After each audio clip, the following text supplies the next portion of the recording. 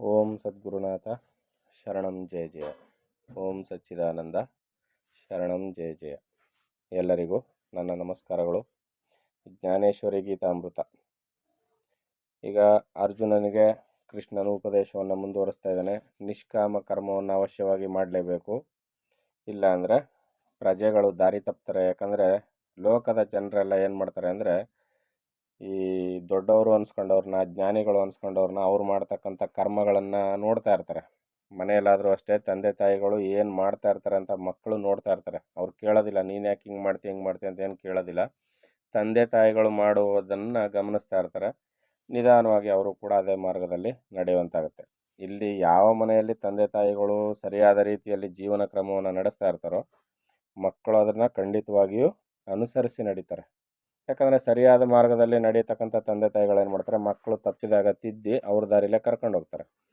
ಅದೇ ರೀತಿಯಲ್ಲಿ ಲೋಕದಲ್ಲಿಯೂ ಕೂಡ ತಂದೆ ತಾಯಿಗಳು ಯಾರು ಅಂದರೆ, ತಿಳಿದಂಥವ್ರು ದೊಡ್ಡವರೇ ತಂದೆ ತಾಯಿಗಳು. ಯಾರು ನಮ್ಮನ್ನು ಆಳ್ತಿರ್ತಾರೋ ಅಥವಾ ನಮಗಿಂತ ಉನ್ನತ ಪದವಿಯಲ್ಲಿ ಮೇಲ್ಮಟ್ಟದಲ್ಲಿರ್ತಾರೋ, ತಿಳಿದವರು ಅನ್ಸ್ಕೊಂಡಿರ್ತಾರೋ, ಅವರೇ ನಮಗೆ ತಂದೆ ತಾಯಿಗಳೀಗ. ಅವರು ತಪ್ಪಿ ನಡೆದದ್ದೇ ಆದರೆ ಲೋಕ ಹಾಳಾಗುತ್ತೆ. ಅದರಿಂದ ಕೃಷ್ಣ ಇಲ್ಲಿ ಏನು ಹೇಳ್ತಾ ಇದ್ದಾನೆ, ಸಕಾಮಿಗಳು ಫಲಾಶೆಯಿಂದ ಕರ್ಮವನ್ನು ಮಾಡುವಂತೆಯೇ ನಿಷ್ಕಾಮರಾದ ಜ್ಞಾನಿಗಳು ಸಹ ಶ್ರದ್ಧಾಪೂರ್ವಕವಾಗಿ ಕರ್ಮವನ್ನು ಆಚರಿಸಬೇಕು. ಸಕಾಮಿಗಳೇನು ಮಾಡ್ತಾರೆ, ನನಗೆ ಫಲ ಬರಲಿ, ಅದರಿಂದ ನಾನು ಇಂಥ ಕರ್ಮವನ್ನು ಮಾಡ್ತೀನಿ ಅಂತ ತುಂಬ ನಿಷ್ಠೆಯಿಂದ ಶ್ರದ್ಧೆಯಿಂದ ಆ ಕರ್ಮವನ್ನು ಮಾಡ್ತಾರೆ. ಅದರಂತೆಯೇ ನಿಷ್ಕಾಮ ಕರ್ಮವನ್ನು ಮಾಡ್ತಕ್ಕಂಥ ನಿಷ್ಕಾಮರಾದ ಜ್ಞಾನಿಗಳು ಸಹ ಶ್ರದ್ಧಾಪೂರ್ವಕವಾಗಿ ಮಾಡಬೇಕು ಕರ್ಮವನ್ನು. ಯಾಕೆ, ನನಗೇನು ಅದರಿಂದ ಫಲಾಪೇಕ್ಷೆ ಏನಿಲ್ಲ ಬಿಡು, ನನಗೆ ಅದರಿಂದ ಹೆಂಗೋ ಮಾಡಿದ್ರಾಯ್ತು ಅನ್ನುವಂಗಿಲ್ಲ. ಇಲ್ಲೇನು ಹೇಳ್ತಾ ಇದ್ದಾರೆ, ಸಕಾಮಿಗಳು ಫಲಾಶೆಯಿಂದ ಕರ್ಮವನ್ನು ಹೇಗೆ ಮಾಡ್ತಾರೋ ಅಂತೆಯೇ ನಿಷ್ಕಾಮರಾದ ಜ್ಞಾನಿಗಳು ಸಹ ಶ್ರದ್ಧಾಪೂರ್ವಕವಾಗಿ ಕರ್ಮವನ್ನು ಆಚರಿಸಬೇಕು. ಸಕಾಮಿಗಳು ಮಾಡುವಂತೆ ಶ್ರದ್ಧಾಪೂರ್ವಕವಾಗಿಯೇ ಮಾಡಬೇಕು ನಿಷ್ಕಾಮಿಗಳು ಕರ್ಮವನ್ನು. ಅದು ಬಹಳ ಮುಖ್ಯ. ನಾನು ನಿಷ್ಕಾಮಿ ಆಗ್ಬಿಟ್ಟಿದ್ದೀನಿ, ಹೆಂಗಾದರೂ ಬೇಕಾದ್ರೆ ಕರ್ಮ ಮಾಡ್ಬೋದು, ಅಡ್ಡಾದಿಡ್ಡಿ ಬೇಕಾಬಿಟ್ಟಿ ಮಾಡ್ಬೋದು ಅಂತ ಅಲ್ಲ.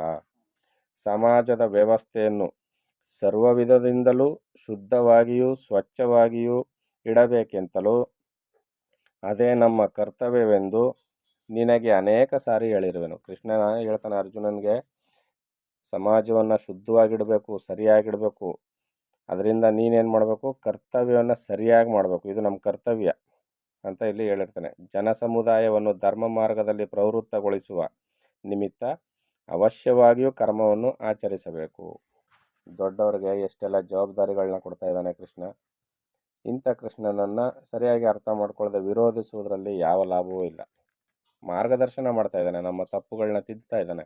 ನಾವು ಸರಿಯಾಗಿ ನಡೀತಾ ಇದ್ದರೆ ನಾವು ಅದಕ್ಕೆ ಸಂತೋಷ ಪಡಬೇಕು, ತಪ್ಪಾಗಿ ನಡೀತಾ ಇದ್ದರೆ ತಿದ್ದುಕೊಳ್ಬೇಕು.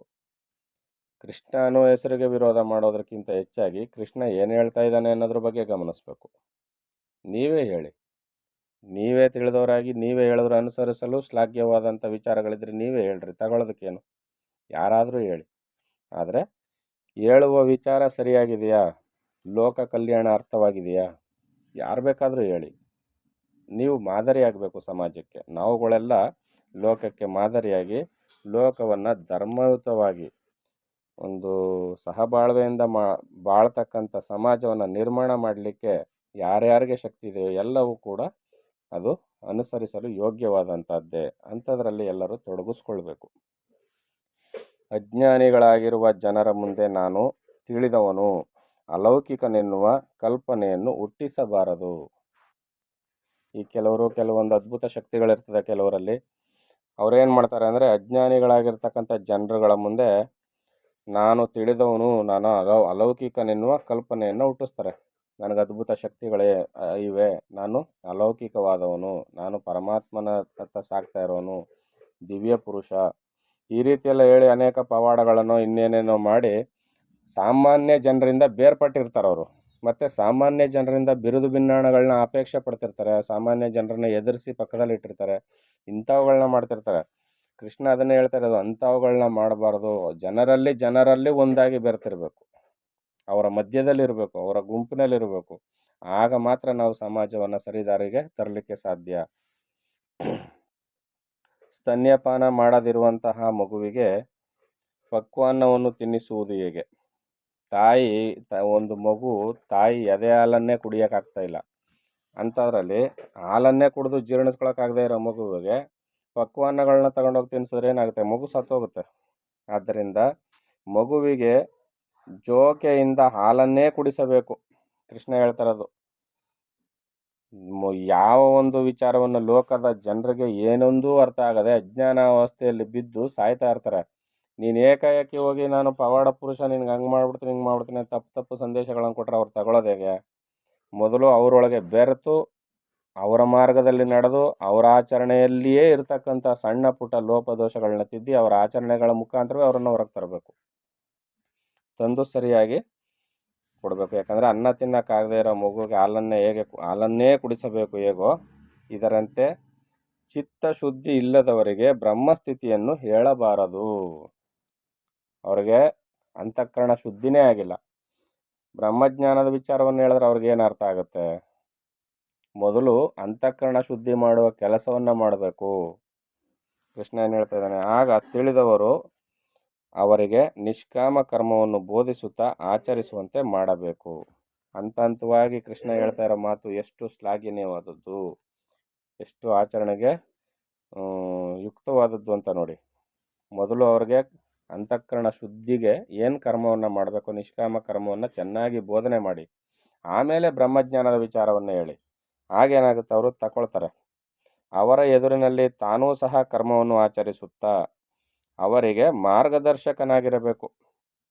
ಅವ್ರ ಜೊತೆಗೆ ಸೇರಿಕೊಂಡು ನಾನು ಕರ್ಮಗಳನ್ನ ಮಾಡಬೇಕು, ನಾನು ಪೂಜೆ ಪುನಸ್ಕಾರಗಳನ್ನ ಮಾಡಬೇಕು, ನಾನು ಅವ್ರ ಜೊತೆಲೆ ಕೈ ತಾಳ ತಟ್ಟಿ ಕುಣಿಬೇಕು, ಸಮಾಜದ ಸೇವೆಯನ್ನು ಮಾಡಬೇಕು, ಎಲ್ಲವನ್ನೂ ಆಚರಿಸಿ ಅವ್ರ ಜೊತೆಯಲ್ಲಿ ಇದ್ದು ಅವ್ರ ಜೊತೆಯಲ್ಲಿ ಎಲ್ಲವನ್ನು ನಡೆದು ತೋರಿಸ್ಬೇಕು.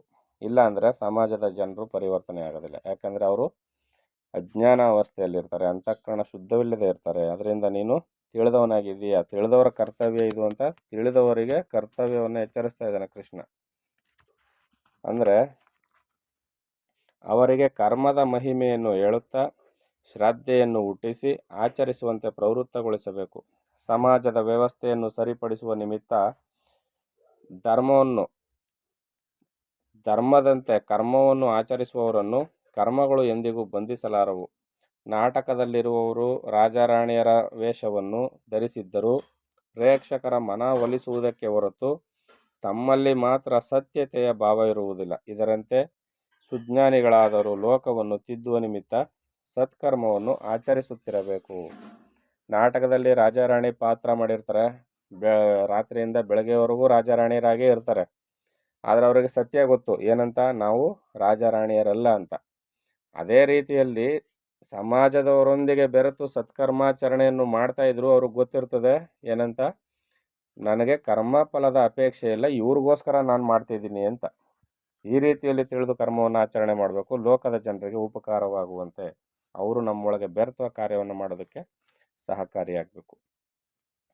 ಹೇ ಅರ್ಜುನ, ಅಜ್ಞಾನಿಗಳನ್ನು ಕರ್ಮವು ಯಾವ ರೀತಿ ಬಾಧಿಸುವುದೆಂಬುದನ್ನು ಹೇಳುವನು ಕೇಳು. ಈ ಕರ್ಮ ಅಂತಕ್ಕಂಥದ್ದು, ಕರ್ಮ ಫಲಾಪೇಕ್ಷೆಯನ್ನು ಇಟ್ಕೊಂಡು ಕರ್ಮ ಮಾಡ್ತಾರಲ್ಲ, ಅದು ಅಜ್ಞಾನಿಗಳನ್ನು ಯಾವ ರೀತಿಯಲ್ಲಿ ಬಾಧಿಸ್ತದೆ ಅಂತ ಕೇಳು, ಹೇಳ್ತೀನಿ. ಎರಡನೆಯವರ ತಲೆಭಾರವನ್ನು ಹೊರಬೇಕೆಂದು ತಾನಾಗಿಯೇ ಕೈ ಚಾಚುವಂತೆ. ಯಾರೋ ಒಬ್ಬ ಭಾರಿ ಹೊರೆ ಹೊತ್ಕೊಂಡು ಹೋಗ್ತಾ ಇರ್ತಾನೆ, ಕೊಡಿಲಿ ನಾನು ಹೊತ್ಕೊತೀನಿ ಅಂತ ಹೊತ್ಕೊಂಡ್ರೆ ಏನಾಗುತ್ತೆ ಹೇಳು? ಅವನು ಭಾರ ಹೊತ್ಕೊಂಡು ಹೋಗ್ತಾ ಇರ್ತಾನೆ, ಅದು ಭಾರ ಅಂತ ಗೊತ್ತಿರ್ತದೆ. ಇವನೇನು ಮಾಡ್ತಾನೆ? ಕೊಡು ನಾನು ಹೊತ್ಕೊಳ್ತೀನಿ ಅಂತ ತೆಗೆದು ತನ್ನ ತಲೆ ಮೇಲೆ ಹೊತ್ಕೊಂಡು ಭಾರವನ್ನು ಹೊರುವಂತೆ. ನೋಡಿ ಎಷ್ಟು ಚೆನ್ನಾಗಿ ಹೇಳ್ತಾ ಇದ್ದಾರೆ. ಪ್ರಕೃತಿಯಿಂದ ಉತ್ಪನ್ನವಾದ ದುಷ್ಟ ಶಿಷ್ಟ ಕರ್ಮಗಳೆಲ್ಲವನ್ನು ತಾನೇ ಕರ್ತನೆಂಬ ಭಾವನೆಯಿಂದ ಹೊರುತ್ತಾ ಬಹು ಪ್ರಕಾರವಾಗಿ ಶ್ರಮಗೊಳ್ಳುವನು. ಪ್ರಕೃತಿದತ್ತವಾಗಿ ಅನೇಕ ದುಷ್ಟ ಶಿಷ್ಟ ಕರ್ಮಗಳೆಲ್ಲ ಬಂದಿರ್ತವೆ. ಇದನ್ನೆಲ್ಲ ಏನು ಮಾಡ್ತಾನೆ? ನಾನು ಮಾಡಿದ್ದು ಅಂತ ತನ್ನ ಮೇಲೆ ಆರೋಪ ಮಾಡಿಕೊಂಡು ಎಲ್ಲವನ್ನು ತಾನು ಹೊತ್ಕೊಳ್ತಾನೆ. ತಾನು ಕರ್ತನೆನ್ನುವ ದುರಭಿಮಾನದಿಂದ ಮರುಳನಾಗಿ ಮೆರೆಯುವವನಿಗೆ ಕರ್ಮಭಾರವು ತಲೆಯ ಮೇಲಿರುವುದು. ನಾನು ಕರ್ತ ಅನ್ನುವ ದುರಾಭಿಮಾನದಿಂದ ಯಾವನು ಕರ್ಮಾಚರಣೆಯನ್ನು ಮಾಡ್ತಾನಲ್ಲ, ಅವನಿಗೆ ಕರ್ಮಭಾರವು ತಲೆ ಮೇಲಿರ್ತದೆ. 3.5 ಮೊಳದ ದೇಹವೇ ತಾನೆನ್ನುವ ಅಜ್ಞಾನಿಗಳಿಗೆ ಜ್ಞಾನದ ಮಾತು ಸಲ್ಲದು. ಈ ದೇಹವೇ ನಾನು, ಈ ದೇಹ ನಾನು ಅನ್ನೋ ಅಭಿಮಾನದಿಂದ ದೇಹದ ಸಲುವಾಗಿ ಅನೇಕ ಕಾರ್ಯಗಳನ್ನು ದುಷ್ಕಾರ್ಯಗಳನ್ನು ಮಾಡ್ತಾ ಹೋಗ್ತಾನೆ. ಅಂಥವನಿಗೆ ಜ್ಞಾನದ ಮಾತುಗಳನ್ನ ಎಷ್ಟು ಹೇಳಿದ್ರು ಅದು ಅವನಿಗೆ ಇಡಿಸೋದಿಲ್ಲ. ಅದರಿಂದ ಅವನಿಗೆ ಹೇಳಲೇಬಾರ್ದು. ಅವರಿಗೆ ನಿಷ್ಕಾಮ ಕರ್ಮದ ರಹಸ್ಯವನ್ನು ಬೋಧಿಸಬೇಕೇ ಹೊರತು ಪಾರಮಾರ್ಥವನ್ನು ಬೋಧಿಸಬಾರದು. ಮೊದಲು ನಿಷ್ಕಾಮ ಕರ್ಮವನ್ನು ಹೇಳ್ಕೊಡ್ಬೇಕು ಅವನಿಗೆ. ಅಂತಃಕರಣ ಶುದ್ಧಿಗೆ ಏನು ಬೇಕೋ ಆ ತರಬೇತಿಯನ್ನು ಕೊಡಬೇಕು. ಅದನ್ನು ಬಿಟ್ಬಿಟ್ಟು ಅವನಿಗೆ ಏಕಾಏಕಿ ಜ್ಞಾನದ ಮಾರ್ಗವನ್ನು ಹೇಳಿದ್ರೆ ಏನೋ ಹೇಳ್ತಾ ಇದ್ದಾನೆ ಬಿಡು, ಇವೆಲ್ಲ ಆಗೋ ಮಾತಲ್ಲ ಅಂದ್ಬಿಡ್ತಾನೆ. ತತ್ವವನ್ನು ತಿಳಿಯುವುದಕ್ಕೆ ಅನಧಿಕಾರಿಯಾದವನು ಈ ತತ್ವ ಮಾರ್ಗವನ್ನು ಅನುಸರಿಸಿದರೂ ಭ್ರಾಂತಿಯಿಂದಲೇ ಆಚರಣೆಯನ್ನು ಬಿಡುವನು. ನಾನು ನಿನಗೆ ಸಮಸ್ತವಾದ ಒಂದು ಮಾತನ್ನು ಹೇಳುವೆನು. ಹೇ ಅರ್ಜುನ, ನಿನಗೆ ಕದನವೇ ಹಿತವಾದ ಕಾರ್ಯವಾಗಿದೆ. ಅರ್ಜುನ, ನಿನಗೆ ಹೇಳ್ತೀನಿ ಕೇಳು. ಈಗ ನಿನಗೆ ತತ್ವೋಪದೇಶವನ್ನು ನಾನು ಮಾಡಿದ್ರೂ ಕೂಡ ನಿನ್ನ ತಲೆಗಂಟೋದಿಲ್ಲ. ಕೇಳು, ನಿಷ್ಕಾಮ ಕರ್ಮವನ್ನು ಮಾಡಿ ನಿನಗೆ ಅಂತಃಕರಣ ಶುದ್ಧಿಯಾಗಿಲ್ಲ, ಅದರಿಂದ ನಿನಗೆ ತತ್ವೋಪದೇಶವಾಗಿದ್ದಿಲ್ಲ. ಅಂದರೆ ಅರ್ಥ, ಯಾರಿಗೆ ಅಂತಃಕರಣ ಶುದ್ಧಿ ಆಗೋದಿಲ್ವೋ, ಸಕಾಮ ಕರ್ಮದಿಂದಲೇ ಕೂಡಿರ್ತಾರೋ ಅವ್ರಿಗೆ ಆತ್ಮಜ್ಞಾನ ಅರ್ಥ ಆಗೋದಿಲ್ಲ. ಅದರಿಂದ ಅವರನ್ನು ಆತ್ಮಜ್ಞಾನದ ಕಡೆಗೆ ನೀನು ತರಬೇಕಾದ್ರೆ ಮೊದಲು ನಿಷ್ಕಾಮ ಕರ್ಮವನ್ನು ಮಾಡಿಸೋ ಅವ್ರ ಕೈಲಿ.